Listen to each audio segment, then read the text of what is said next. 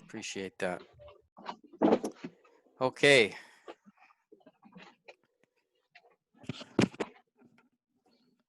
Good morning, Pastor Entz. Good to see you. Good morning, Pastor. Yeah, thanks. All right. Well, we're going to continue on in the fourth step, poetic analysis together. And last week we were in the middle of the identifying the poetic devices used in a poem. Our focus was on figurative language. And so the last week and a little bit the week before, we've been looking at the different kinds of figurative language. And again, this step, the imagery and poetic analysis, we first identify the images, which we've already done in Psalm 99, and then secondly, identify the figurative language used. And if you remember, here is a list of the figurative language that we have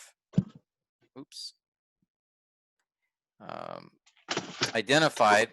Again, there's many others, but this is a summary of the figures of speech seen Hebrew poetry. So you need to keep that list with you as we go through. We're going to go through several more examples together just to practice and identify how we can look for these figures of speech. And then we'll do that for Psalm 99. All right? And so again, just to remember, we have figures of speech related to comparison, simile, metaphor, hypocatastasis, hyperbole, exaggeration, attributing features. There's personification, anthropomorphism, zoomorphism. And then there's figures of speech involved in substitution, metonymy, where we have one thing that represents something else, and then synecdoche, the part of something that represents the whole. Apostrophe, which is direct address. And remember, for apostrophe, just think of that O there. Remember, we talked about the O. Oops, sorry. Here. There we go. Apostrophe. So when you see, oh Lord, oh my soul, that's apostrophe, direct address. Irony, wordplay, merism. And merism is where using two words that normally contrast one another, day and night, rich and poor, in order to describe the totality of something. Interjection, idiom, and then the rhetorical question. All right? So those are, that's a summary of the figures of speech that we are using. And so what I'm going to do now is just this, each one of you, we'll go through some examples together, and I'll give you a passage. And then I would like you to identify what figures of speech you see in the passage. And there may be more than one, so keep that in mind. So I'll have you read the passage and then identify what you see as far as figures of speech. And we'll start with you, Pastor Tabs.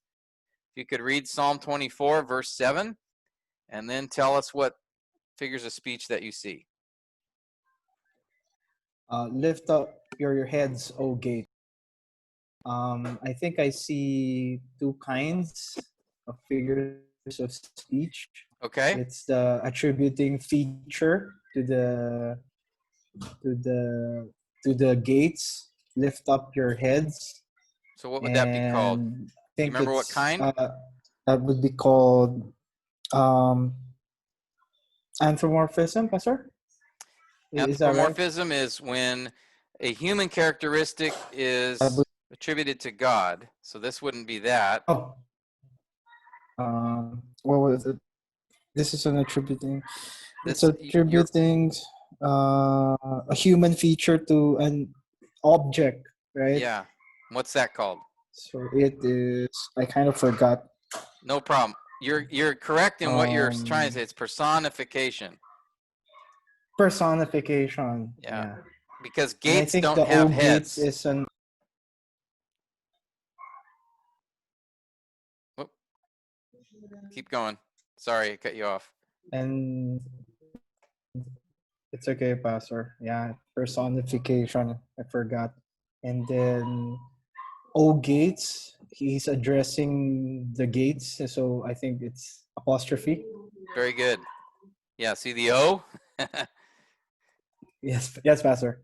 Okay, good. So personification, which is when human characteristics are attributed to a non-human thing. It could be an animal or it could be an object, like in this case. All right, so gates do not have heads. But this expression, what does it mean then when it says, lift up your heads, O gates? What does that mean when we tell a person to lift up your head? What are we telling them to do?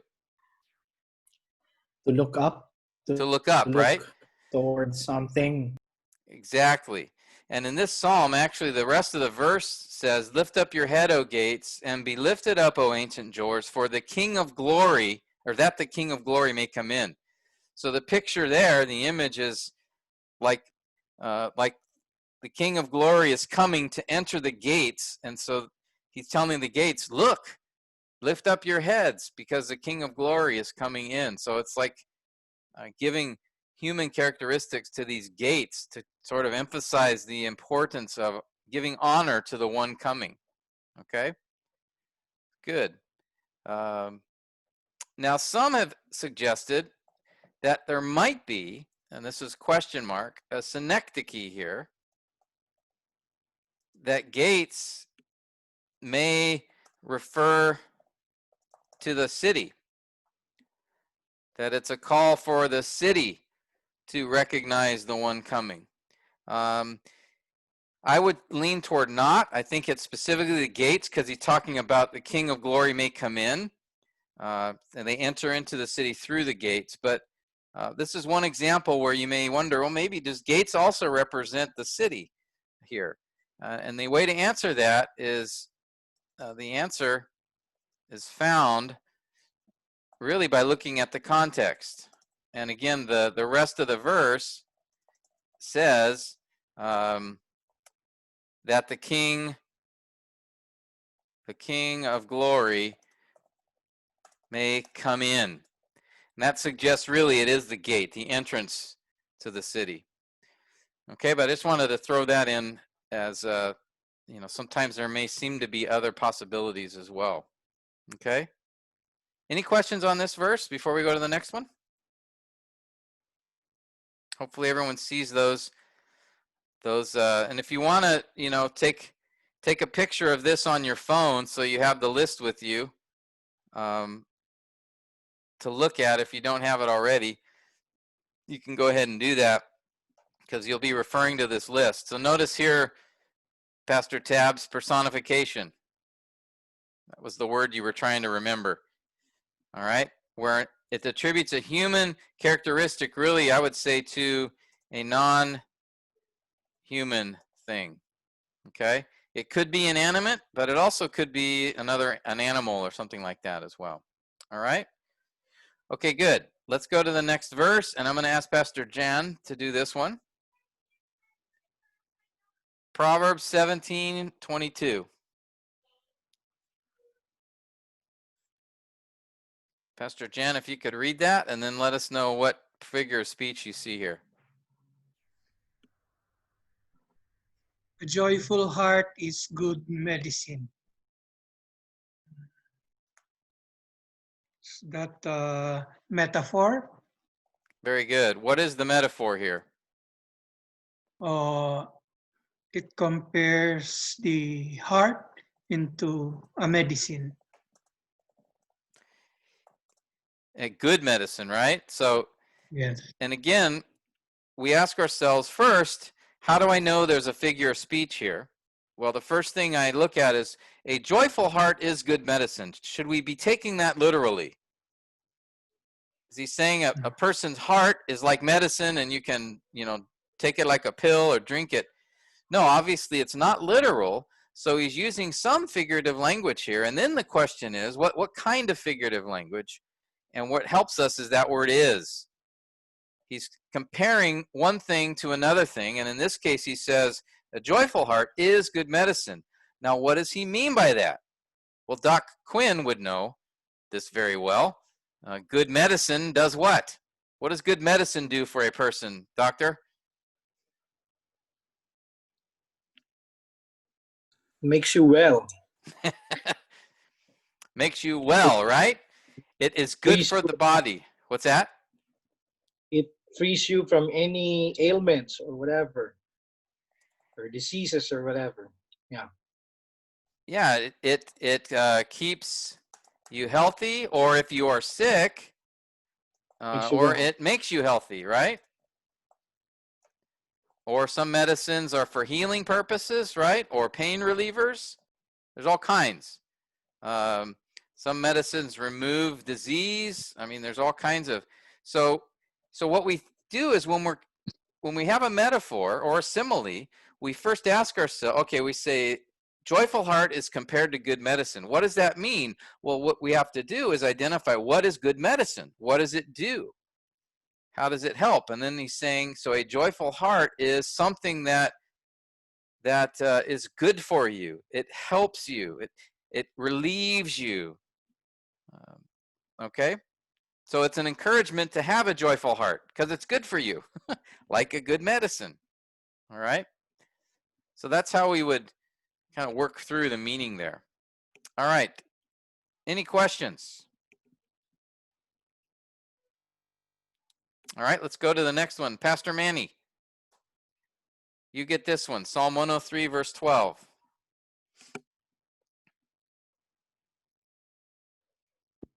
Psalm 103, verse 12. As far as the east is from the west, so far has he removed our transgression from us. Merism. Very good. Where's the merism? The east and the west are two opposite extremes. Two opposite extremes. Exactly. And so what is he saying here? It is the totality of distance. As far the farthest you can get. Very good. Now, the psalmist, or the psalmist could have said, God has removed our transgressions far, far away. Okay, that's the idea. But here, by saying it this way, there's a real emphasis, isn't there? Like the east and the west, if you look to the east and then to the west, they don't actually, here it's opposite. The sun's over here. The west and the east, where I'm sitting, those never connect. That's as far apart as you can be, is east from the west, from the vantage point of the person speaking.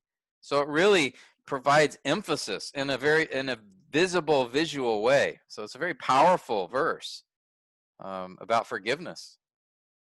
All right, good. Any questions on that? I think that's pretty straightforward. Very good observation. Merism. Okay. Now we talked about this last week, so we'll see if Pastor Renee was paying attention last week.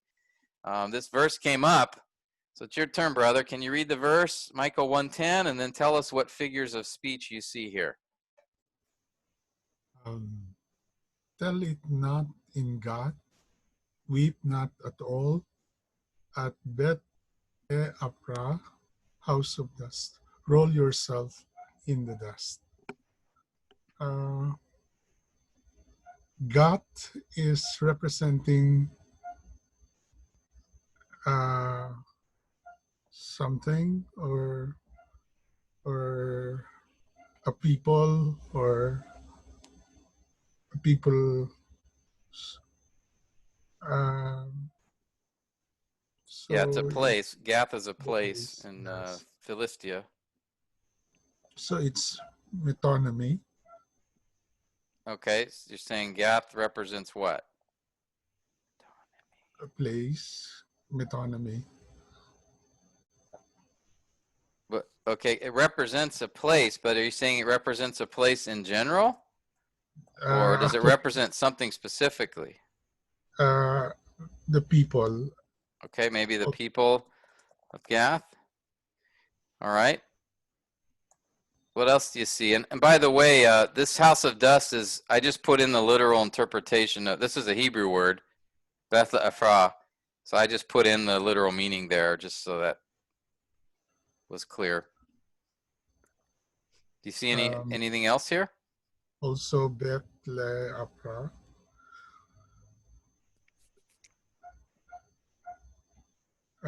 It's representing it's like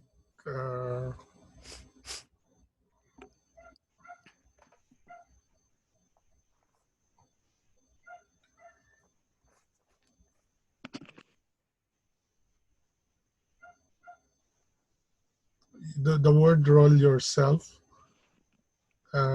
It's uh,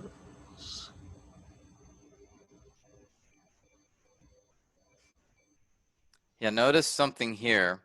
The name of the town is Beth Ephra, which means house of dust. okay. So he's saying, at house of dust, roll yourself in the dust. What does that sound like? It's like defeat or something. Oh, okay, you mean roll yourself in the dust? This expression, is that what you're saying? Yeah, the roll yourself is like Okay, so here's an example. It does roll yourself in the dust. Is that, do you think he means that literally? Is he telling the people in that city to roll yourself in the dust literally? no. No. So we know it's a figurative. So what Yeah. kind of figure of speech is that? To roll yourself in the dust. What would we call that figure of speech? It's like an idiom. There you go. Very good. It's an idiom. Roll yourself in the dust. Now, what is that picture in that culture? To roll yourself in the dust or to throw dust on yourself? When would people do that? When they experience deep mourning or grief or deep emotion, Pastor. Yeah, either yeah, it's deep mourning or grief, in times of repentance, or just being humbled. So if you think about in this passage, if we were to read the context, this was a passage of judgment upon these cities, that the Assyrians were going to come in and defeat them. And so the Micah was essentially speaking a message of judgment. And so the idea here was, the idiom would be the idea of, you're going to be humbled. All right, you're going to suffer grief. And there's one other figure of speech here. Do you guys see it? Look at the name of the city and what he tells the city to do. How about wordplay? Wordplay. Yeah, wordplay. Very good. Or a pun, right? It's a play on words. He's telling a place that's called the house of dust, he tells them, roll yourself in the dust. All right? So it's a play on words. He's using a clever expression here to tell them. And what's interesting, Gath is a place I think has some, it's connected to a word that means to speak. So there's another word play here for Gath, which is something like to speak or to tell. So notice he's saying, tell it not in Telltown is sort of the idea there. Okay, that would be harder to know because I didn't tell you what Gath meant, but I did tell you what Beth Ephra meant. So, okay, all right, that one's a little bit tougher. Thank you, Pastor Renee. Let's move to the next Pastor one. Tim, Yes. Just out of curiosity, Pastor, because when I looked at the interlinear, it doesn't give the meaning of the names. Where do we get the meaning of the names of the places? What resource could we look at? Great question. Let me do this. I'll show you.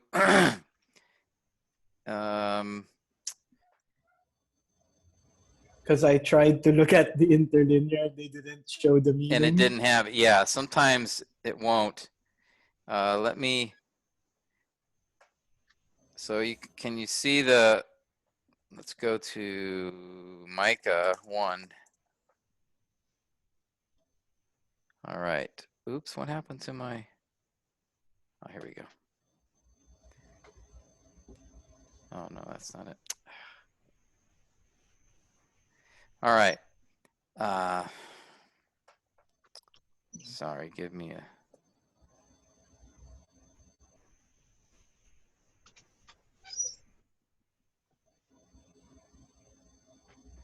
all right. What happened to my, sorry, then let me get the New American Standard back up. For some reason it was taken off here. All right, let's do this again. Micah. Now, here in the New American Standard Translation, notice there's a footnote. So I like the New American Standard. They will often do this. When there is a Hebrew word that they don't translate directly because it's the name of a town or a person, usually if it's the name of a city or a hill or a mountain or a person, they won't translate it. They just give that name. So Beth Ephra, that's the name of the town.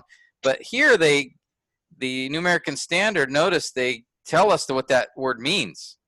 House of dust. All right, and then notice the next verse. Shafir has the idea of pleasantness. Okay? Za'anan means going out. So here, the translators, they recognize these word plays. So they gave the translation of each of the names of these towns. Beth Ezel means house of removal. And notice it says, lamentation of the house of removal is he will take you from its support. So the support will be removed from you. All right, there's another play on words. The next town, Maroth, means bitterness. And he tells them that the inhabitants will become weak, waiting for good.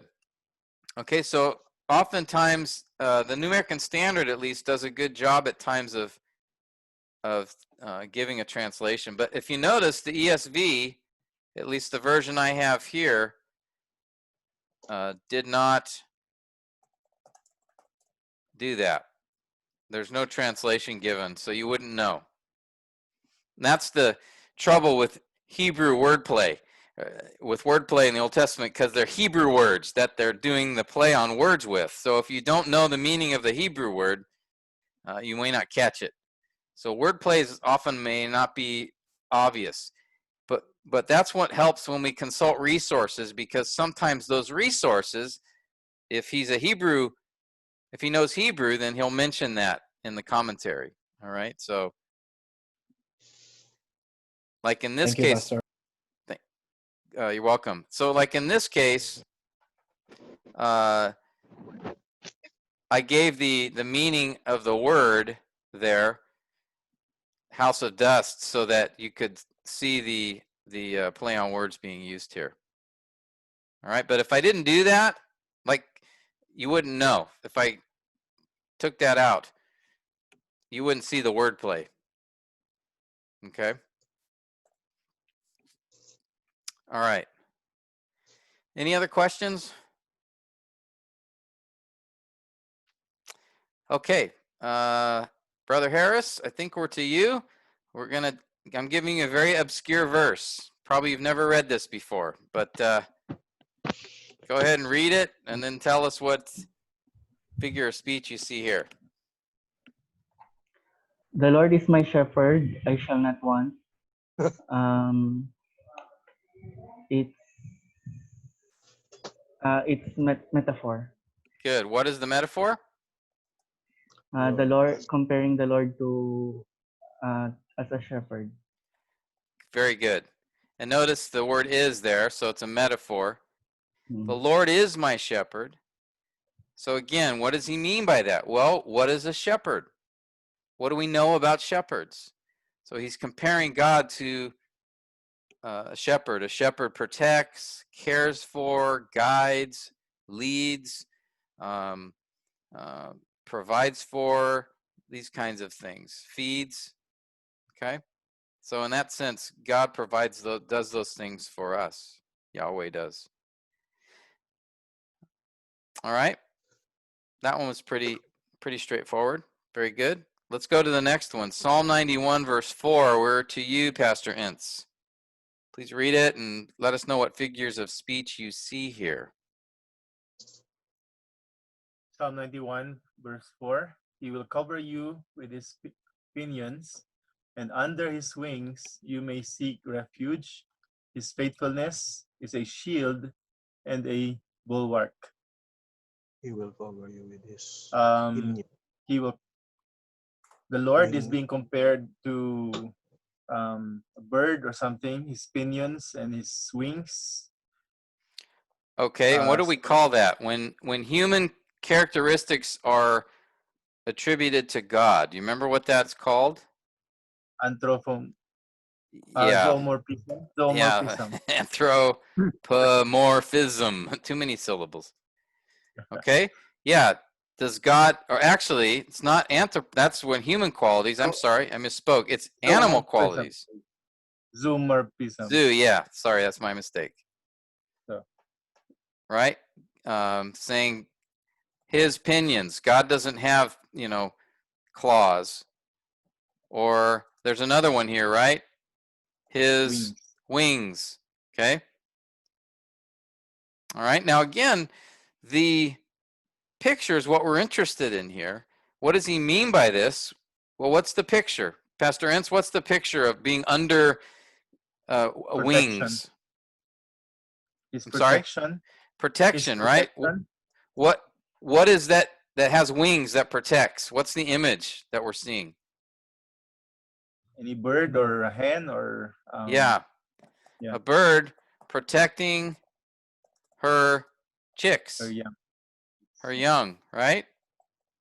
So that's the picture, and so that's the intent here, is to give us a picture that we're like a bird protecting her chicks, her young. God is that way for us. Now, what's interesting is there's a contrast in that, which I'll talk about in a minute. All right, what's another? Do you see any other figures of speech here? Dr. Tim, excuse. Yes. How about rather than, well, I know that there's a picture in the Bible, in the Old Testament about hen, but how about the eagle? That pictures strength and fierceness, and it gives you a more sure protection. Yeah, an eagle is fine. It has the same idea though, because still, what goes under the wings of an eagle? It's young, right? Okay. So yeah, with that word pinions there might be referencing an eagle. That's probably a more correct understanding of the type of bird here, but it's still this idea of it's protecting its young. It doesn't just you don't see an eagle protecting a dog, right, with its wings, or a rodent, a mouse. It eats a mouse, but what would go under the wings of an eagle, or really any bird, would be the chicks, the young, to protect it. So, but that's good. Yeah, and an eagle is probably a closer, more accurate picture here. Thank you. Good. All right. Any other figures of speech, Pastor Ince, that you see? Metaphor. His faithfulness is a shield. I don't know if you consider that a metaphor. Yeah. Because God is compared to a shield and a bulwark. Yeah. Yeah. It's God's faithfulness. It is a comparison. And again, notice the word is. All right. It's not a literal shield, correct? Because faithfulness is not an object. It's an attribute. It's a character quality. So you can't have a character quality with a physical attribute. So this is clearly figurative. But what is the picture here? What does a shield do? Same. It protects and it defends. Yeah. A shield protects from harm, right? Yeah. As does a bulwark. A bulwark is like a large wall. All right? Defense. It defends.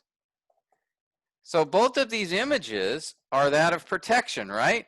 That God will protect us like an eagle guarding its young, and that his faithfulness is like a shield that protects from harm. Now, what's interesting is compare these two images. Both of them convey or picture protection from harm, from the enemies, but they do so with a different emphasis. When you think of a bird protecting her young, how does that compare to a shield or a wall? Both protect, but Very personal. yes, isn't it? Yeah. So the first image is a personal, intimate protection. The second is a strong, firm protection. All right? So both images communicate this idea of God is a protection for us, but they emphasize different ways that he's a protection. The first one is this idea of intimacy, of a caringness, like a mother eagle for her young. And then the second picture is, a shield or a wall that is a strong protection. So if an arrow is shot at a wall, it would bounce off. So it's sort of this idea of a firm, solid protection. All right, but it's not personal. A shield is not personal, but the other picture is. So this is an important thing to see because it shows how figurative language, just by the idea can be similar. The idea of protection is here, but there's a different emphasis or focus with these two images. These two images convey protection, but in two different ways. Do you see that? Okay. So yeah, when you're, Pastor. yeah, go ahead. Also the activeness of the protection, or in terms of saying to fight for you, or to really aggressively defend or something, more than just being passive to when the harm would come or something like that. So there is an activeness in it. In the first image? Yeah, in the first image. Compared to the second. The second. Okay, yeah. Yeah, a mother with her young is there is a proactiveness, strength there, a fierceness. That's why there's a saying, do not, in the Bible it says, do not rob a bear of her cubs, because you will stir up great, fierce anger. Yeah. Pastor Tim? Yes. It reminds me of when the hen protecting her young, it denotes a tender, loving care towards the object of the hen. But in terms of, and in contrast to the enemy, the things that might prey the chicks, there is fierceness. So twofold, towards the young, tender loving care, and towards the outside forces, there is fierceness, and there is, he will not back off, something like that. Sure. Yeah, good. All right, good. And that's what, the author's he's giving us he's conveying meaning here through a picture. And like I said, you could say, he could have just said, God will protect you. But he chose to instead describe how. And in one picture, it's that tenderness and care and protection, and even maybe a fierceness towards the enemy. And then the second picture is just a solid, strong, immovable protection, like a bulwark. That's a wall that does not allow something to penetrate it, to go through it. All right. So it conveys, protection in different ways. Okay. So if you're to preach this passage, you would emphasize that. See, God is our protection. One, just as a strong protection against, like a shield that can thwart arrows and swords, but also there's a tenderness to his protection, like a mother eagle protecting her eaglets, or a mother hen protecting her chicks. All right, so that's how you would communicate that if you're preaching this text, that both of those images and what they present. All right, okay, let's go to the next one. Psalm 121 verse 2. Pastor Jason, can you read that and then tell us what figure of speech you see? Okay, my help, Psalm 121 verse 2. My help comes from the Lord who made heaven and earth. There's merism Okay, in heaven and earth, so it encompasses the totality of all creation. very good. All right, and we'll see this merism quite often. God made heaven and earth, so it's emphasizing everything. All right, now he could have said who made everything, but using a merism just sort of gives emphasis to it, everything above and everything below. All right, okay, good. Verse Job 38. Let me see who is next. Brother Raleigh, can you read Job 38 verse 18 to 21, and then let us know what figure of speech you see here.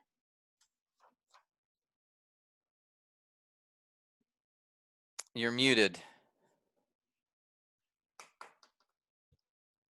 Okay. Verse 18 following of Job 38. Have you understood the expanse of the earth? Tell me if you know all this. Where is the way to the dwelling of light? And darkness, where is its place? You know, for you were born then, and the number of your days is great.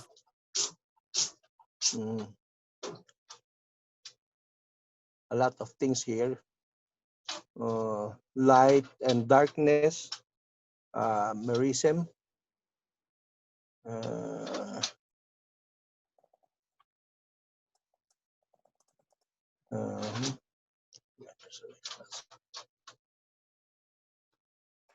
Yeah, this one's there's a little more subtle. This one's here. This is a little more difficult passage. But we have a hint with one of them. Notice the beginning of verse 18 and the first line of verse 19. What are those? Rhetorical question. There you go. Yeah. Right. Again, a rhetorical question is a question that is not expecting an answer, where the answer really is obvious. Right. And here, have you understand the expanse of the earth? Job, do you know how big the earth is? Again, God isn't waiting for Job to respond. We know the answer. Job, where does light come from? How do we get there? All right. So those are rhetorical questions. Do you see anything else here? Any other figures of speech?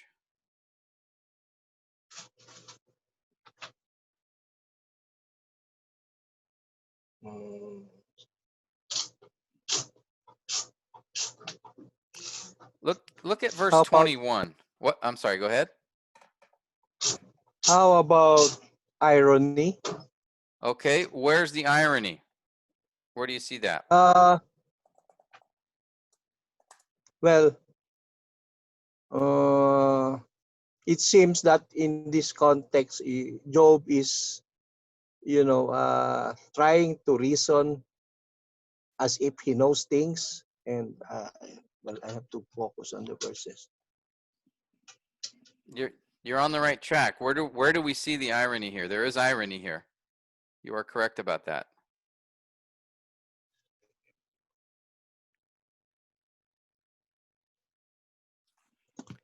Focus in on verse 21. You know, for you were born. Was Job born when the earth was created? No. No. No. Right? No. Yeah. Does Job know everything? Mm-hmm. Okay. Right? No. So, but God says, Job, you know, you can answer these questions because you were there at creation. Mm-hmm. What? That's irony, isn't it? Does God really mean that Job knows everything and that Job was at creation? Mm-hmm. You guys see that? There's Yeah. Yeah. He's making a statement which clearly is not correct, but he's stating it as if it were correct. Mm-hmm. Right? Now that doesn't mean God is lying or deceiving or ignorant here.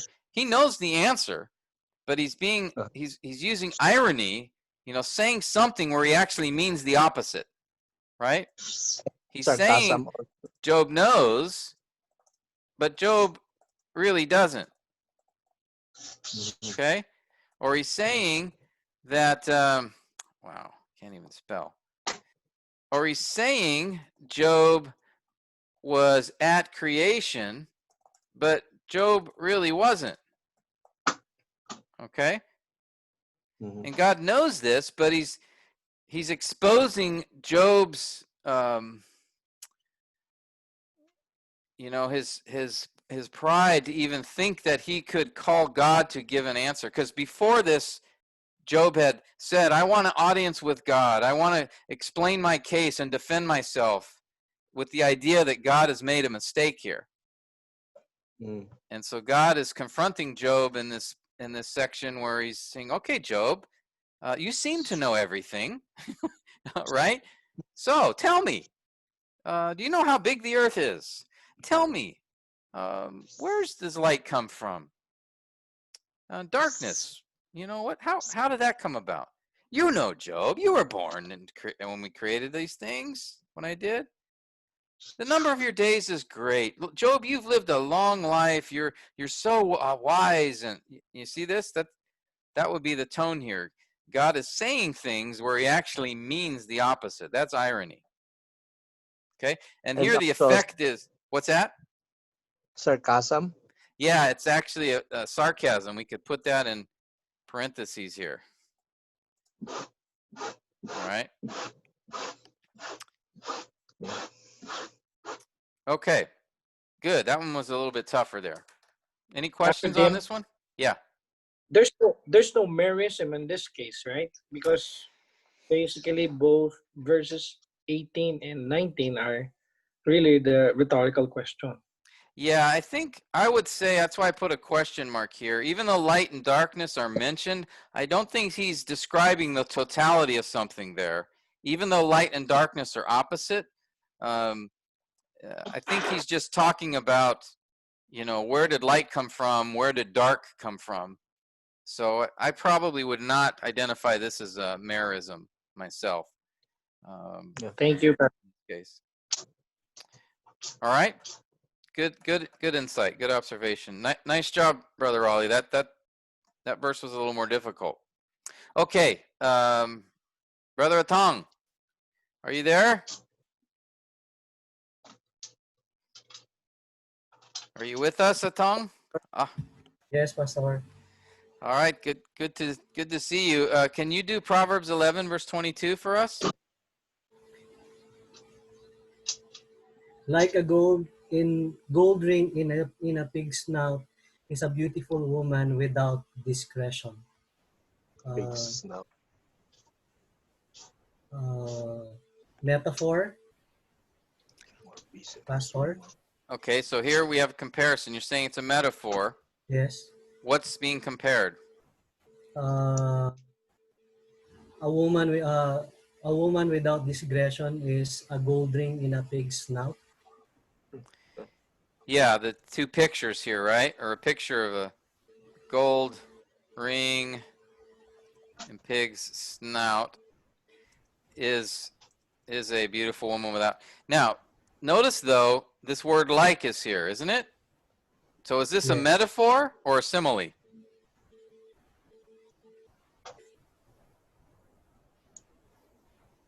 Yes. Yes, it can. Yes, it's simile Yeah, because of the word like.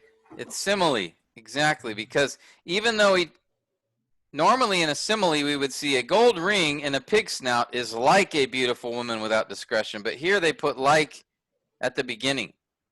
Yeah. Okay, you see that? So whenever you see like or as, then that's a simile. It's the weakest form of comparison.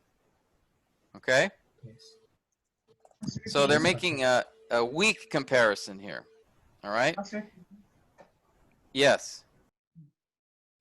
how do we treat this? Can we also treat this as a metaphor because the word like is italicized? Ah. So what are you seeing here, Pastor Manny? It's The word italicized. like, the word like is absent in the Hebrew text. Yes. Very good. Very good. Not many people catch this. So actually, remember we talked about before, guys, whenever the New American Standard puts a word in italics, what does that tell us? Pastor Manny just said. It's not there in the original. Inserted, Pastor. Yes, it's Yes. inserted. It's inserted. Very good. So in this case, the English translation is a simile, but actually in the Hebrew text, it is a metaphor because the word like is not there. Like is not in the original Hebrew. So that means that this is really a metaphor. So Atong, you were actually right at the beginning. But I wanted us to notice that that word like in English means it's a simile, but in this case, the New American Standard translators put that word in, and really it's not there. So like I told you in class, what I often will do is I just will ignore any words in italics. I essentially ignore. All right. So really the text literally reads, a gold ring and a pig's snout is a beautiful woman without discretion. It's a metaphor. It's a stronger comparison. So, and if we go to, if you look on the other translations, like the English Standard, the ESV, let me see, this is Proverbs 11:22. The ESV has like, but there it doesn't italicize it. So if you're reading the ESV, you would not know that the word like was added. And the problem I have with this, it's not a huge problem, but it is a problem, is that what they've done, here, I'll just show you a couple other translations, okay? So you can see this. Let me go back to, okay, can you guys see my translation here? So let me show you. Here's the New American Standard. Oh, sorry, this is not connected yet. Link it up. This New American Standard has as, notice it's italicized though, as a ring of gold in a swine snout, so is a beautiful woman. And actually, the word is in the passage, but that word as is italicized here. But if we go to the ESV, notice the word like, no italics. So if you don't know the original Hebrew text, you wouldn't know that this is added. There is a word for like or as in the Hebrew. There is a word of comparison. It's pronounced hos. All right? But if I go over to the Hebrew, that word hos is not there. It just starts with the comparison. All right? Like a ring of gold in a pig's snout. Or no like, I mean, it just says a ring of gold in a pig's snout is a beautiful woman who lacks discretion. So the ESV has like. Let's look on the New King James. The New King James also has as, but notice it's italicized. That may be hard to see. I don't know if you can see that. Let's go to Let's see. I don't have that. Let's see. What does the NIV have?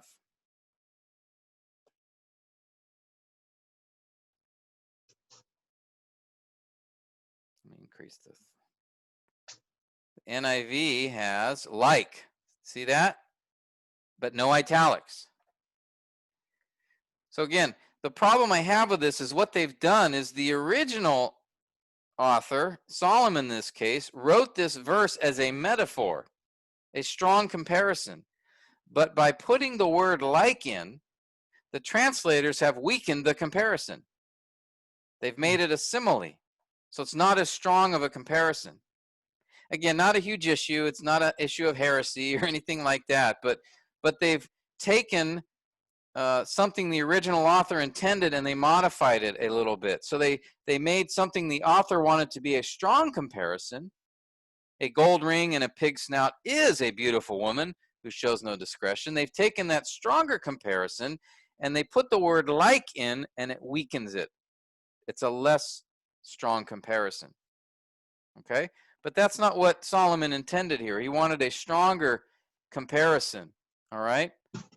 So this reminds us, and Pastor Manny, very excellent observation. This reminds us, pay close attention to every word.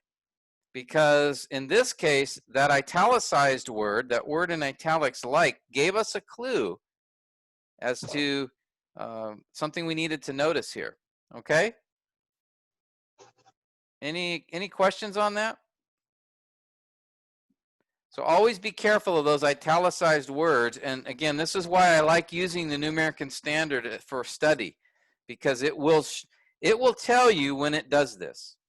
The ESV, unfortunately, that's probably to me one of the bigger weaknesses of the ESV. I like the ESV translation a lot, but this is one thing I don't like about it. They don't tell you when they insert a word to make it read better. They don't tell you words that they put in like this. All right? Pastor Tim, does that mean that all the italicized words in NASB are inserted? Yes. Thank you, Pastor. Yes. All italicized words in the New American Standard are inserted.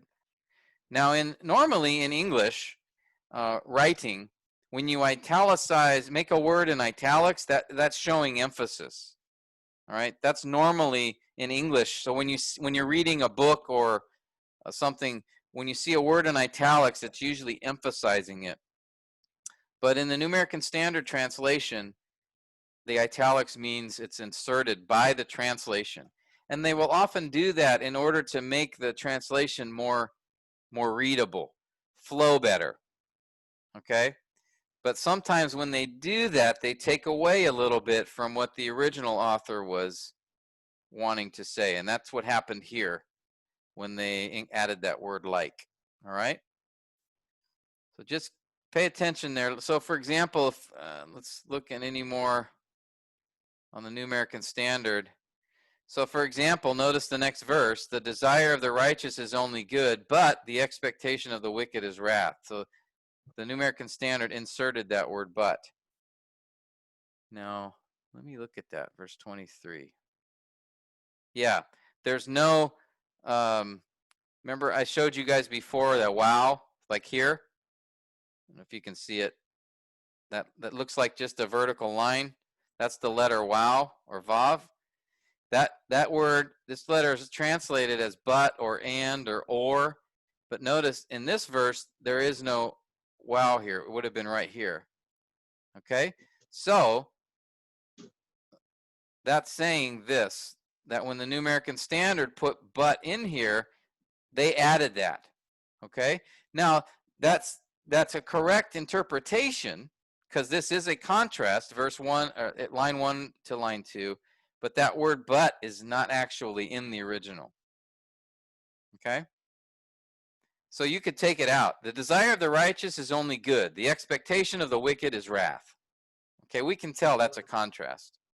Bili mo rin ako. Okay? All right, any other questions about that? Okay, let's go back to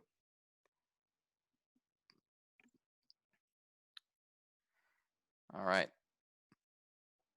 Pastor Jen had to leave us.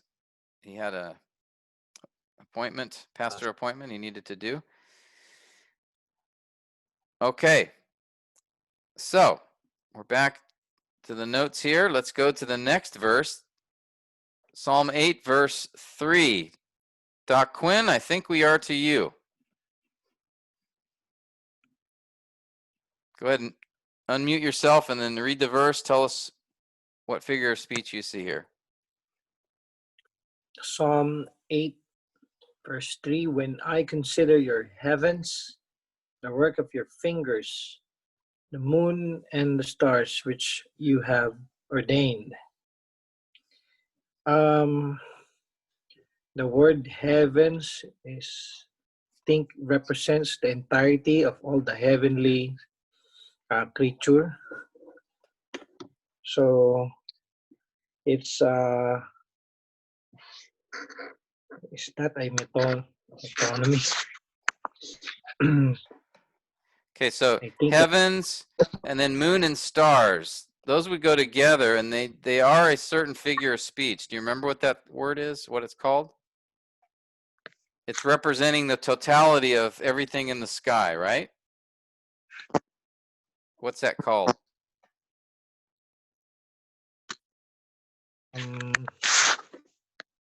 What's that called again? Yeah, it does start with an M. Metonymy.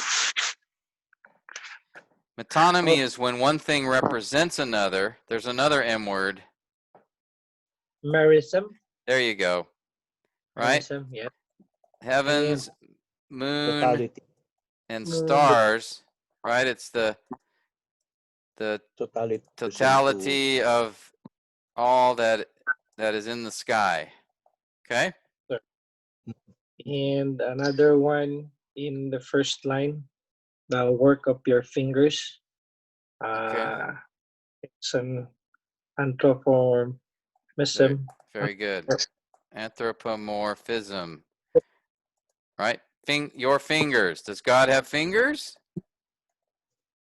No, that's a human attribute ascribed to God. Yes. Okay, good. Any others? When I can say having which you have. I'm not exactly sure with the word ordained. That means what you have brought about, that you've sovereignly placed there. But if it's a word that is used to, in, I don't know, if the usage is pertaining to a person that you ordain in ministry, I don't know. But if the word is just taking it literally, putting it because you place it there, I think that would be it. Just Maryism and anthropomorphism for all these words there. Yeah, I think with that word, he's just just saying, yeah, what you've created, what you've chosen to place there. So I don't think there's any figure of speech being used there with that word, but there are a couple of other things that Sir, I get the impression that he's addressing God directly. So would it be considered as an apostrophe also, as a direct address to God? Because there's he's speaking to God, but he doesn't say, "Oh Lord," or "Oh God," or now he begins the psalm that way, if I remember correctly. "Oh Lord, our Lord, how majestic is your name in all the earth." So he begins the psalm with an apostrophe, but in this verse, we don't see anything like that. "Oh Lord," or anything here in this verse. There's something here with finger. Finger is also an anthropomorphism, but it's also another kind of figure of speech.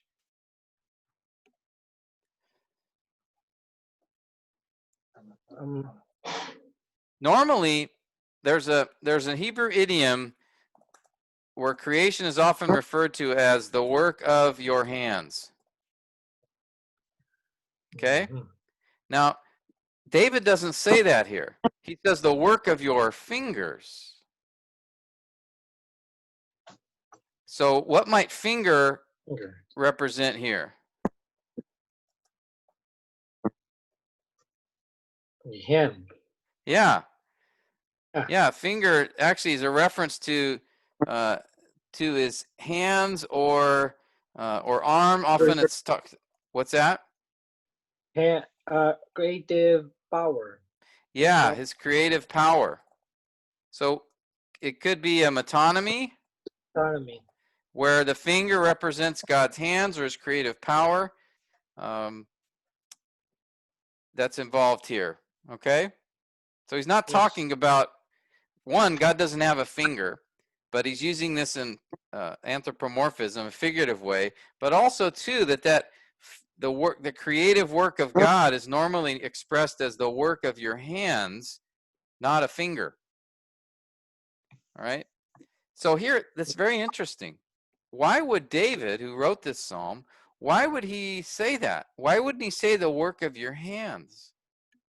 Again, that's the normal expression. Why not use the normal idiom, work of your hands? Any ideas?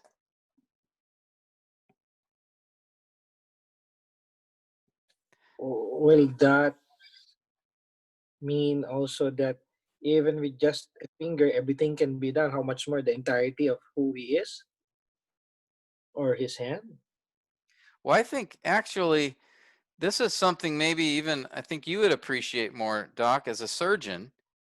You know, when you talk about a finger, you can't do much in surgery with your hand, right? Yeah, I do. I mean, I guess you could grab, you couldn't even grab. If it was just your hand, you cannot, there's not precision there or care or, right, the dexterity, the ability to use your fingers to do precise, careful work. And one finger is weaker than a whole hand. But it's almost like the precision and the detail. Like you couldn't really, you can, I would think, do surgery much more precisely with the use of your fingers than just a hand. Is that correct? Yes, sir. I would assume.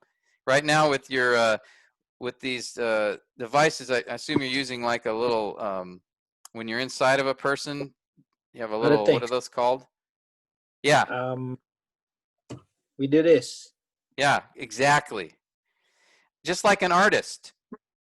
Yep. An artist using his hand would not give as beautiful or detailed a work as if he paints with holding the brush with his finger, right? So I think the idea here in the picture is here David is even looking at the very details of the universe and the precision, the care, the beauty that comes with, even using his very fingers, so to speak. That makes sense? So the image here is not like of power with the hands, but of detail, care, precision, beauty, right? That you would have when you use your fingers. All right, this is interpretive, but it's just, again, it's something to think about. As you become more familiar with Hebrew poetry, what stuck out to me right away with this verse was it's almost always the work of your hands. Why did he say fingers? It's like to take a common idiom and change it. That's what he did here. So, like, for example, we have a common proverb, it's really like an idiom here in the West. An apple a day keeps the doctor away. All right. So that's, an idea of if you eat healthy, then you won't have to see a doctor. But what if so everybody in the U.S. knows this English, this idiom, this proverb. But what if I had said, a prune a day keeps the doctor away. Well, I just changed the idiom. And someone might tell me, no, that's wrong. You don't say a prune a day, you say an apple a day. But see, I meant to say prune because I was trying to emphasize something else. Now, I won't talk too much about prunes and what they do to your body because that's probably not appropriate here. But prunes can be a way to cleanse yourself. All right, I'll just leave it at that if you eat enough of them. But so what I might be trying to do is I'm taking a commonly known saying and I change it a little bit, and that would get people's attention. Like, oh, that's different. He's emphasizing something different. He's expressing a similar idea. I'm talking about, how you eat can help you be healthy, but the picture I'm describing is a little bit different. It's not an apple, it's a prune. And I think it's the same idea here. When David says the work of your fingers, he's changed the saying a little bit. And so by doing that, it draws attention. Like, oh, David is emphasizing something a little different here. He is talking about God creating, but here he doesn't say his hand. That emphasizes the power. He's talking about the fingers, which emphasize more the precision, the detail. Okay? You see any questions on that? Again, we have to go through these things slowly, so we're kind of absorbing or taking in the picture that's here. And what I'm trying to do is get you to see, when there are differences than what we would expect. And of course, that would just mean we need to be more familiar with, Hebrew poetry, and that's not even poetic. The work of your hands is often mentioned in other places in Old Testament, not just in poetry. All right, because it was a common saying. Creation is, the heavens are the work of God's hands. But here he says fingers. All right? Okay. Good. Let's go to Psalm. Let's skip this one. Psalm 3. Pastor Renee, we're back up to you. Can you read Psalm 3, verse 7 for us? Arise, O Lord, save me, O my God, for you have smitten all my enemies on the cheek. You have shattered the teeth of the wicked. All right. What do you see here? The praise, O Lord, and O my God, are apostrophe. Very good. Apostrophe, direct address. Yes. All right. We see two of them here. Now, by doing this twice, what does that convey? Emphasizing. Yeah. Emphasis here, right? Arise, O Lord. Save me, O my God. There's emotion here. All right. Okay, good. Any other figures of speech that you see here?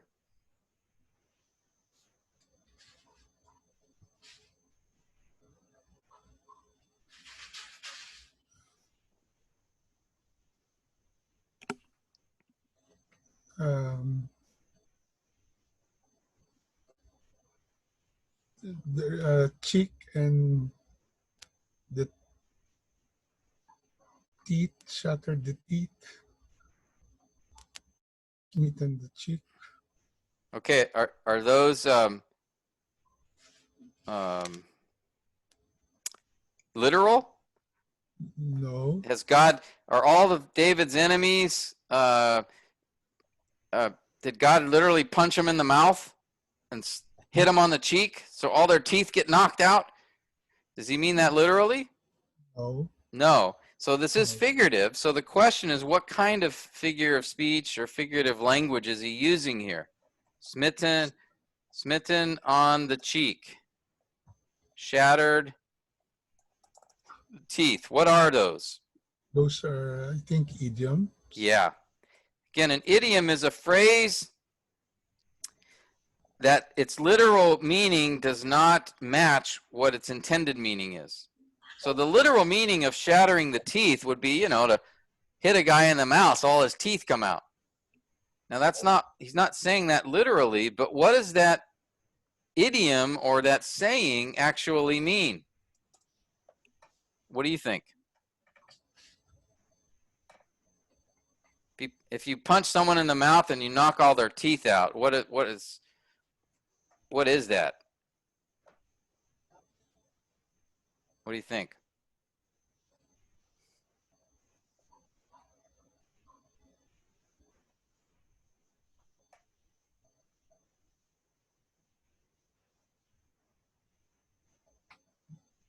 He's referring to the total destruction of the enemies. Okay, maybe this idea of destruction, maybe even humiliation, right? Yeah. Harm. That would hurt if some guy knocked your teeth out. Okay? Smitten on the cheek, same thing. When somebody slaps you, that's a sign of humiliation, right? To be slapped on the face. Okay? All right, good. Those are idioms. And there's one more. All my enemies. Whenever you see the word all, that's possibly a hyperbole, right? An exaggeration. Again, it's possible here. I'll put a question mark. Okay? All right. Let's do a couple more and then get to Psalm 99. Pastor Entz, Proverbs 9, verse 11. Proverbs 9, verse 1. Wisdom has built her house. She has hewn out her 7 pillars. Wisdom has built her house. Wisdom is building or built a house. Okay, what is that? Is that literal? No. No. So it's called What builds personification. houses? Yes, good. Personification. Okay? Because wisdom has built her house. Well, wisdom is not a person.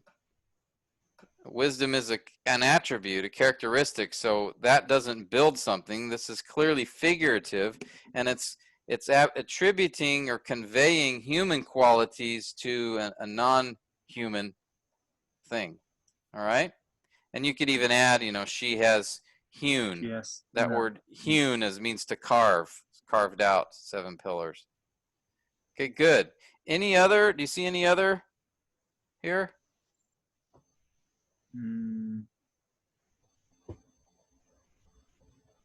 Wisdom is she? Yeah, so that's a personification also, right? Calling wisdom, referring to wisdom as a she. All right. The Hebrew word for wisdom, by the way, is feminine. Just as a piece of information. Okay, good. Very good. Let's do one more. Psalm 42, verse 3. Pastor Jason. Pastor, before the Psalm 42, I have a question there in Sure. Psalm about the 7 pillars. Does it refer to something? 7 pillars. Good. Well, normally, not always, but normally when you see that number 7 in the Hebrew, in the Old Testament text and New Testament, what does 7 typically describe? How is that number 7 often used? Completeness. Yeah, it's often referred to as Completeness a or- number of completeness. Because if it is, perfection? pardon? Perfection, something? Yeah. So if it is being used, if used figuratively. So here, sometimes the number 7 is used because it's 7, like in creation. On the 7th day, God rested. There, the number 7 is literal because he had day 1, 2, 3, 4, 5, 6, 7. Here, she has hewn out her 7 pillars. Now, does that mean she actually carved out 7, exactly 7 pillars? Or perhaps it is this idea of fullness. She's built her entire house. It's all complete. Her 7 pillars represent, you know, the house being fully completed and built. All right, that would be my initial thought, because 7 appears to be figurative here.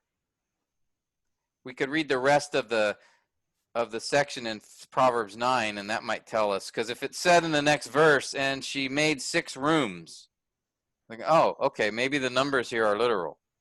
If we look over there, let me see what's in the next Proverbs 9. She's prepared her food, she's mixed her wine, she has set her table, she has sent her. So it doesn't seem to be anything here that would tell us that number 7 is literal, so it's probably figurative, representing sort of the fullness, the completeness of it. All right? Good question. So when you see the number 7, first assume it's literal and just say, does that fit? Or is there some indication it could be figurative? And if it's the number 7, it very possibly just could be that figurative reference. Another example would be Zechariah chapter 4.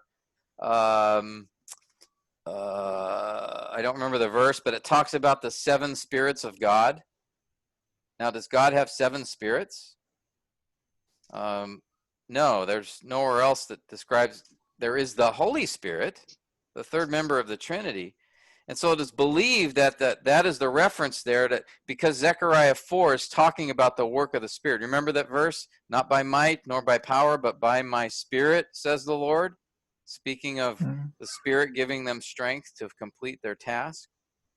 And when he talks about the 7 spirits of God, it's believed that that is a reference to the Holy Spirit, describing him, so that 7 spirits is more the fullness, completeness, the perfection of the Spirit. It's kind of the emphasis there. All right. There were actually some rabbis, though, that we found some writings where some rabbis have believed there were actually 7 Holy Spirits. That God was not a Trinity, but actually, you know, I don't know what 10 people would be, a decimity. I don't know what that is, but yeah, there's some rabbis that took that. A what? A ninety? I don't know the Latin word for 9, but anyway, let's go to one more. Psalm 42, verse 3. I think, Pastor Jason, it's you. I thought it would pass me already. You were hoping. Yeah, I know your tricks. I know your tricks. Yeah. Okay. Psalm 42, verse 3. My tears have been my food day and night, while they say to me all day long, where is your God? The first line, day and night, again, merism. Good. And what does it represent? The totality of what?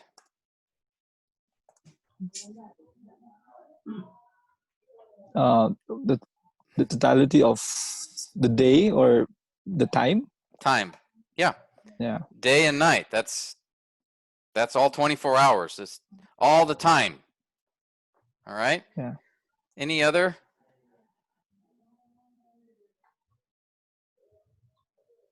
The phrase all day long.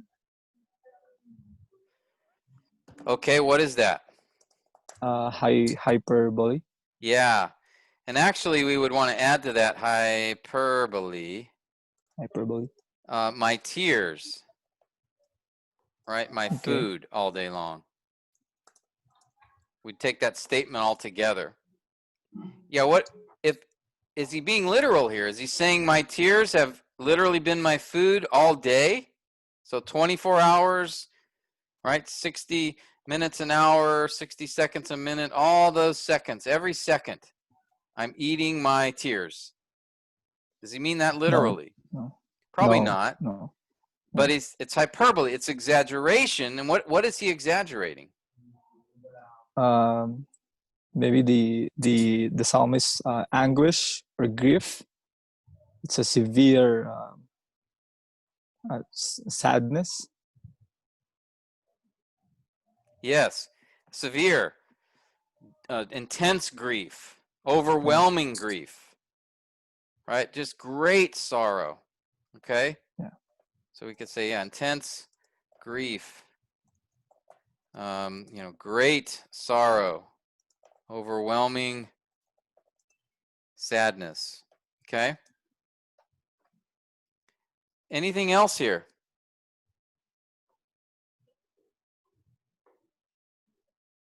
Pastor, I was just, sorry. The question, where is your God? I think it's a taunt. Is that Yeah, it's a taunt. And what kind of question is that? Is that a question expecting an answer? no? So Not it's necessarily. yeah, rhetorical question. Rhetorical question. Yeah, it's in the form of a taunt, isn't it? Yeah. Now, who is asking that question? Or what is asking? Huh? The people, maybe the enemies. So the they there. Well, the they goes back to what? What's the nearest thing it could refer to? Pastor, since the day is italicized, it's not there. So the implied is, while my tears say to me It all might day be. long. Yeah, or it goes back. We'd have to know the context here. So we'd have to go back to Psalm. That might be the first thought, because that's what's right before. Here, let me just read. As the deer pants for the water brook, so my soul pants for you, O God, apostrophe. My soul thirsts for God, for the living God. When shall I come and appear before God? My tears have been my food day and night, while they say to me all day long, where is your God? So the they is referring to the tears. There's nothing before verse 3 that tells us it's an enemy or some other person. So, because tears refers to, or they refers to the tears, it's the tears that are saying, where is your God? Now, what is that? Is that literal? Do tears speak? No. So what is that?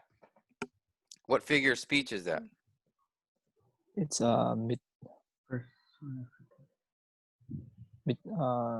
is it metonymy?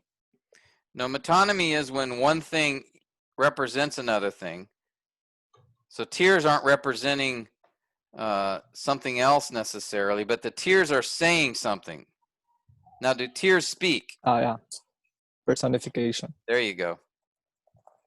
Thank you, Pastor. My tears say. Okay, that's personification. Tears don't speak. Okay, so we see just in these two lines, there's four figures of speech here. So sometimes you can find a lot. All right, this is full of figurative language. These two lines in this verse. All right, and what that does is it conveys emphasis. And before we look at Psalm 99, I just want to make a comment here. We've spent a lot of time going through passages, looking at figures of speech, trying to identify them, and I just want to say this is not just meant to be some exercise for academic reasons, just to try to find some obscure details that really are not significant. What this does is when you sit here and have to think, okay, what clearly the author is being figurative here. Now, what is he doing? Okay, I can see hyperbole. So there's exaggeration going on here. The author's exaggerating something for emphasis. It's emphasizing the great sorrow and grief. What else is here?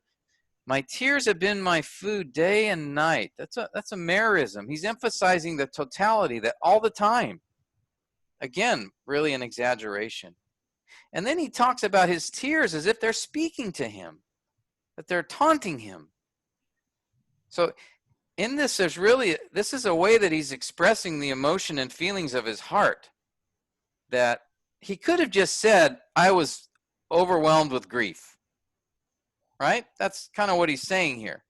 But by using all these figures of speech, he's actually helping us see emphasis. He's helping us feel the emotion more. And this whole exercise of looking for figures of speech again, is intended to be more than just, see if you can find all of these figures of speech, that this is just some exercise to see how smart we are. No, it's actually a way that we are trying to think more deeply about the passage. You can think of, studying scripture as like a jeweler with a diamond. Okay, and when he takes the diamond, he doesn't just stare at it like this. Oh, okay, that's a diamond. You know what a jeweler will do? He'll take his, his I don't know what you call it, his eyepiece, and he'll examine it. And then, if you ever have watched someone do this, they'll take it and then they'll rotate it different directions while they examine it. Why is he doing that? Right?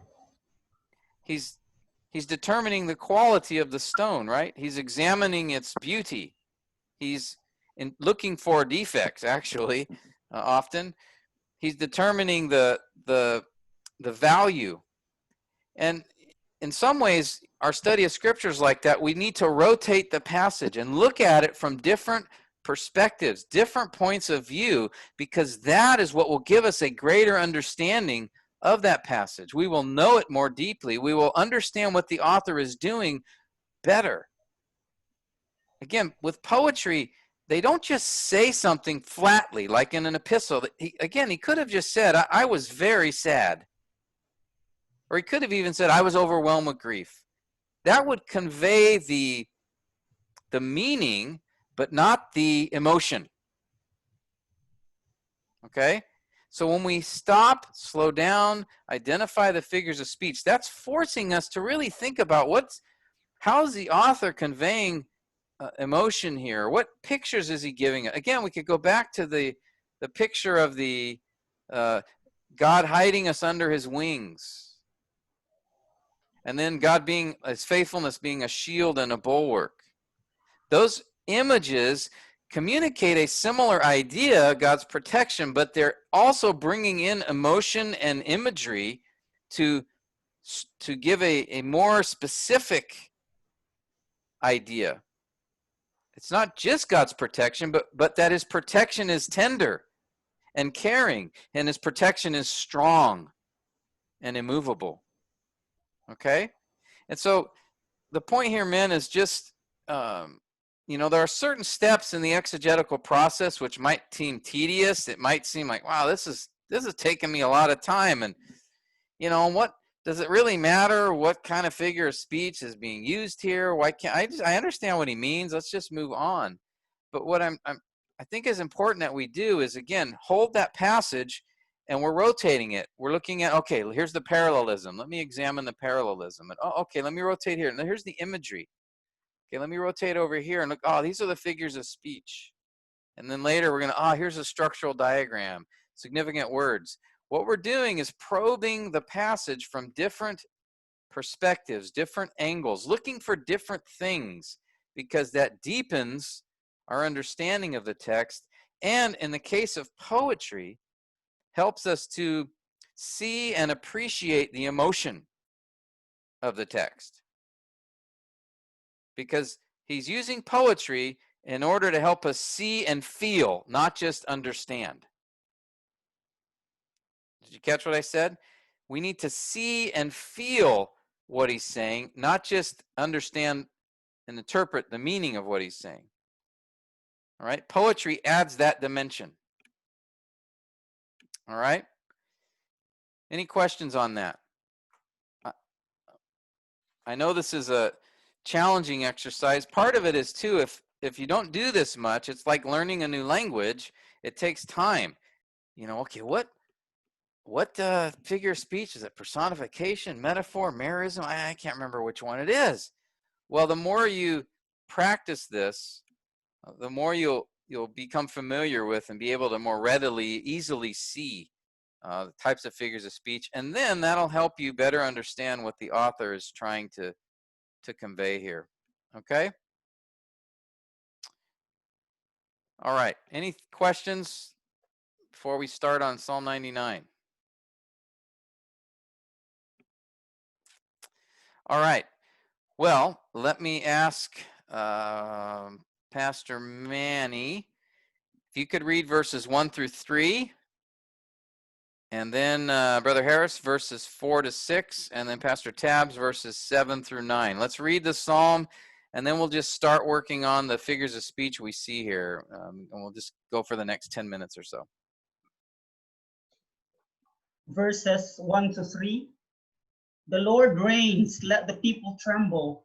He is enthroned above the cherubim, let the earth shake. The Lord is great in Zion. He is exalted above all the peoples. Let them praise your great and awesome name. Holy is he. The strength of the king loves justice. You have established equity. You have executed justice and righteousness in Jacob. Exalt the Lord our God and worship at his footstool. Holy is he. Moses and Aaron were among his priests, and Samuel was among those who called on his name. They called upon the Lord, and he answered them. He spoke to them in the pillar of cloud. They kept his testimonies and the statute that he gave them. O Lord, our God, you answered them. You were a forgiving God to them, and yet an avenger of their evil deeds. Exalt the Lord our God and worship at his holy hill, for holy is the Lord our God.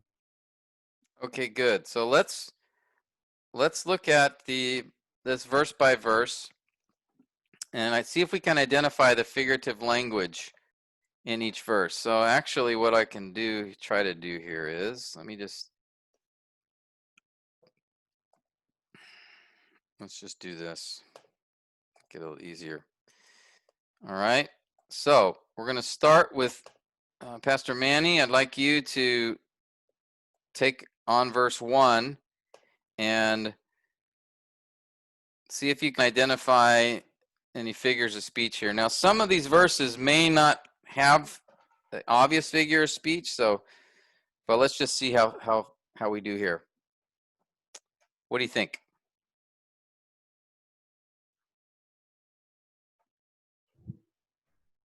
The Lord reigns, let the peoples tremble. He is enthroned above the cherubim, let the earth shake.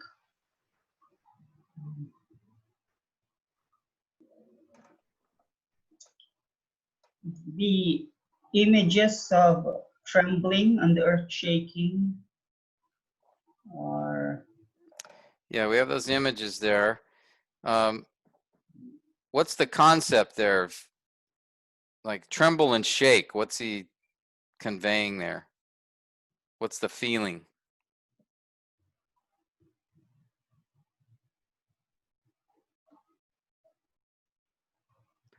Is he saying let the earth shake, meaning like earthquakes? Or is it something else he's saying here?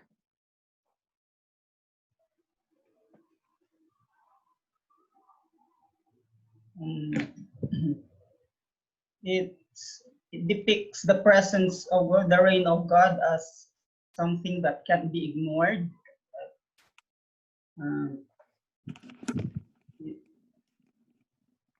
Yeah, when someone trembles, what is that showing, or what's the person feeling? Fear.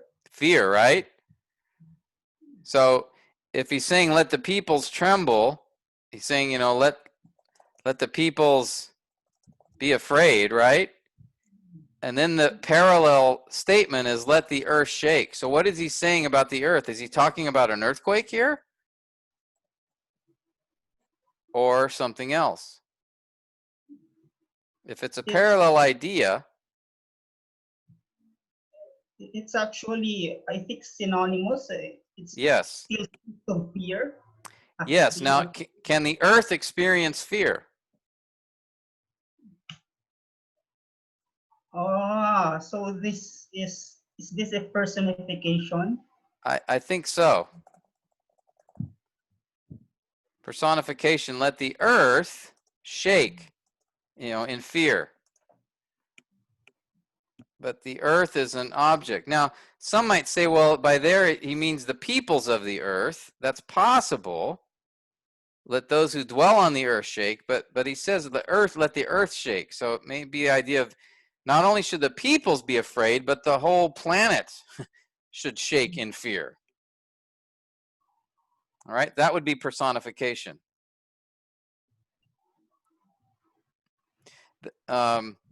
There's another form. This isn't a figure of speech, but it is a poetic device that we're going to be seeing a lot of or talking about. But I'm going to introduce it now because it's a common form. You'll see this in almost all poetry, repetition, right? Where a word or a phrase is repeated. Do we see any repetition here in verse 1?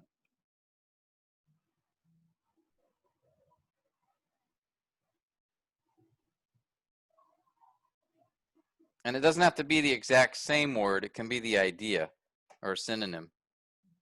Tremble and shake. Yeah, tremble and shake. And then also, Enthroned People's reign. earth. yeah, Reigns and enthroned. Reign and yeah, throne. reigns and enthroned. Okay. All right, good. All right, we're going to find this psalm is a little bit tougher to see the figures of speech in. All right. Thank you, Pastor Manny. Brother Harris, let's see. How about you try verse 2 here? The Lord is great in Zion, and he is exalted above all the peoples.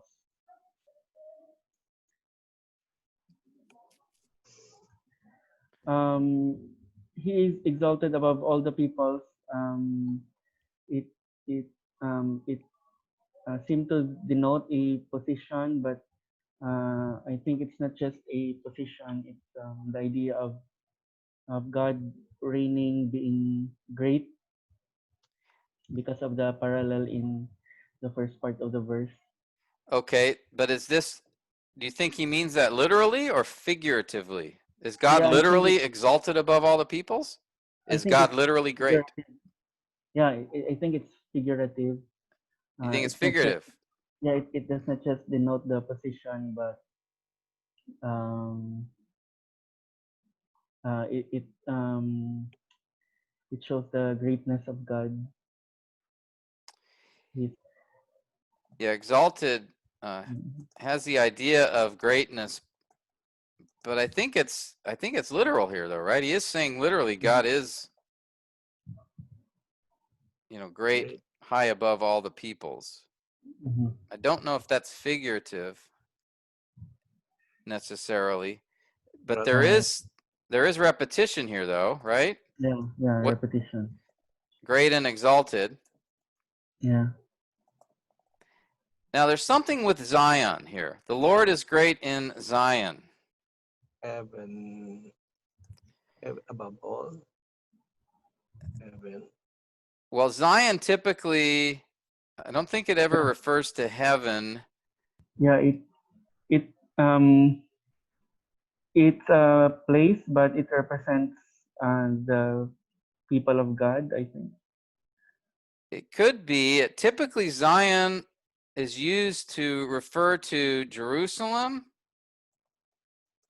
or the Temple Mount or the temple. Okay?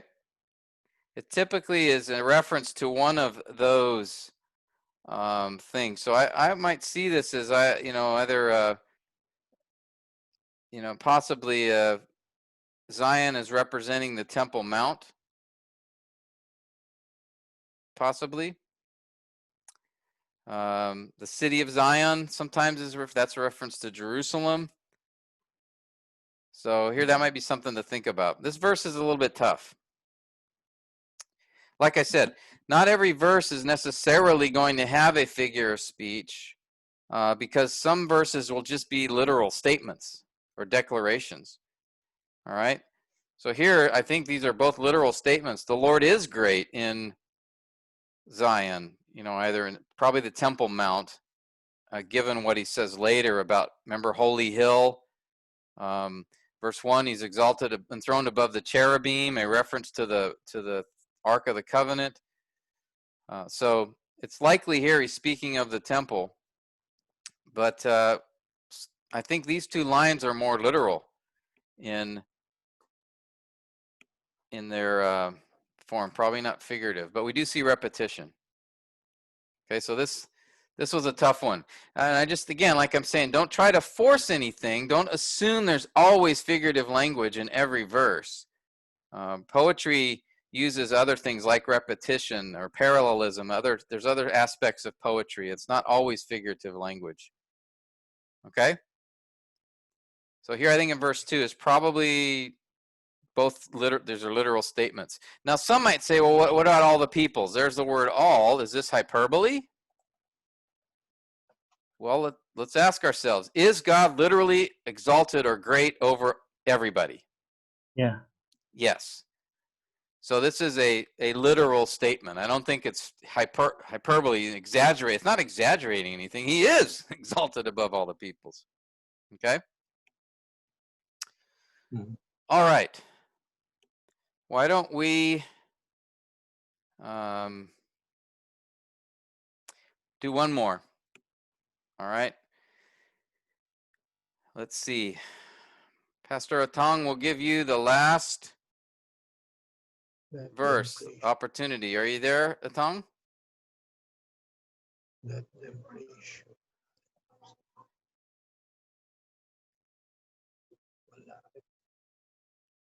Oh, maybe he's gone for a minute.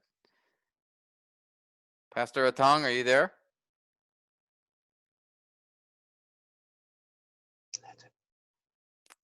Okay, well, next on my screen then is Pastor Tabs. So we give it to you.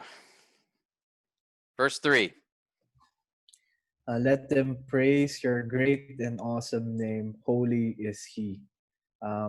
Great and awesome are the same, so it's repetition, Pastor. Okay, there's repetition. Good. Great. Awesome.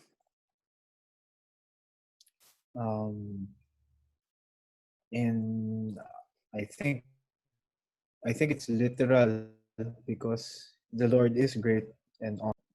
The only thing that I'm trying to figure out is the word name, Yes. what it represents. I think it's representing something. It's representing the Lord, and is it metonymy, Pastor, or something like that? Well, Is it yeah, so we have something here where we have substitution, right? One thing represents substitution? another, because he's not saying that just the name Yahweh is great, like just the name. It's the person that he's speaking of, right? So when he says, let them praise your great and awesome name, he's not saying those letters Yahweh are what we should praise, but we're praising the one whose name is Yahweh. All right? So there's substitution here. Name, let them praise your great and awesome name. It's a substitution. Now the two types are metonymy or synecdoche. Okay? And remember, metonymy is when one thing represents another or equals another. Synecdoche is when a part of something represents the whole. So which do you think it would be here? I think, Pastor, it's a synecdoche. Yeah. Because the name is the part of who God is. Yeah, I would say that. Yahweh, his name is part of who he is in a figurative way, actually. I mean, name is not a physical object, but it is what's attached to him. It's not something separate. It is like if it had said, let them praise your great and awesome throne. Now that would be metonymy, because a throne is not part of God, but it would, in this case, represent God. Here, name is sort of more has the idea of being a part of Yahweh. Okay, so I would say it's a synecdoche. Dr. Tim, Yes. the name Yahweh is not just a title, right? It is who he is. It is the completeness of himself. It describes the completeness of himself. Yeah. Yeah. not only does it describe, but it is. You know, from the word I am who I am, Right. it speaks of his who he is, something like that. Yeah, it's his personal name, and in the Hebrew mindset, a name really is connected to a person. It says something about that person. So it's really Yeah. attached to him or her in a special way. So yeah, Yahweh comes from the idea of I am, the eternally existent, faithful one. So yeah, his name represents who he is. You're right. It's not just the title. It's not like master or king. Those titles just say something about him, but his name is more interconnected to who he is because it describes his character. All right, so that's why I call this a synecdoche, because it really is a part of him, not just describing him. Yeah. Okay. Okay. Thank So you. I think we're saying something similar. But a metonymy would be something if it would said, praise, let them praise your great and awesome throne. Now, that wouldn't be saying praise God's throne. It'd be saying praise God, but the throne would be representing God, but it's not a part of God. But in this case, name, I believe, is a part of him, so to speak. It's not just something outside of him, but is a part of him. Okay?